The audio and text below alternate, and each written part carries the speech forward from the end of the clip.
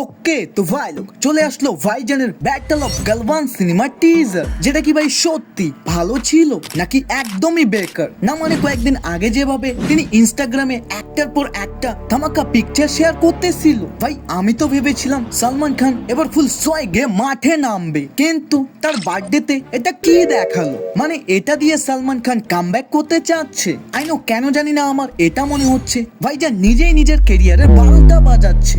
ऐसे ऐसे गाली दूं।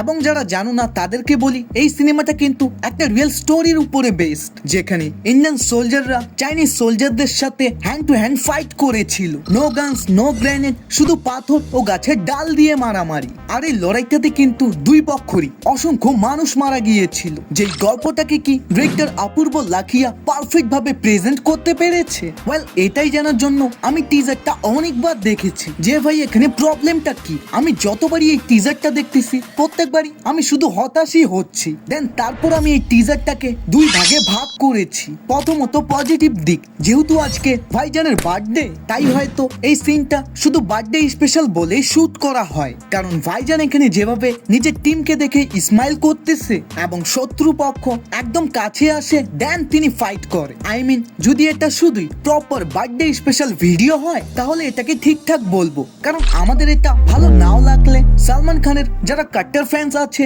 তাদের হয়তো এটা খুবই ভালো লাগতে পারে।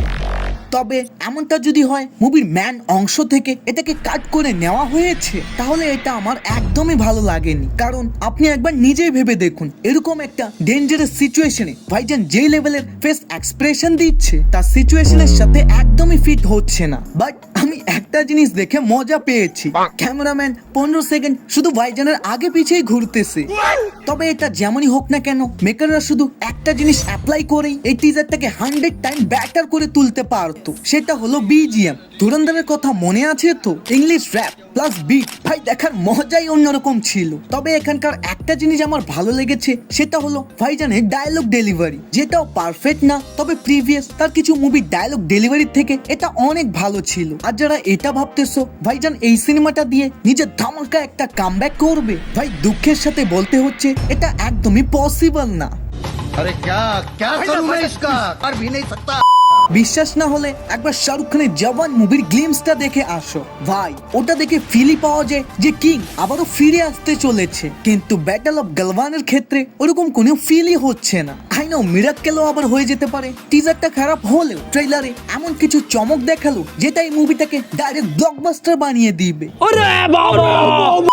যদিও স্বপ্ন দেখা ভালো, তবে ঘুমিয়ে ঘুমিয়ে জেগে থেকে না। বাকি তোমার এটা কেমন লেগেছে দ্রুত কমেন্টে জানাও। তবে গাইস নতুন বছরের প্রথম দিন একটা কিউএনএ ভিডিও আসবে, তাই কোনো প্রশ্ন থাকলে দ্রুত কমেন্টে লেখো।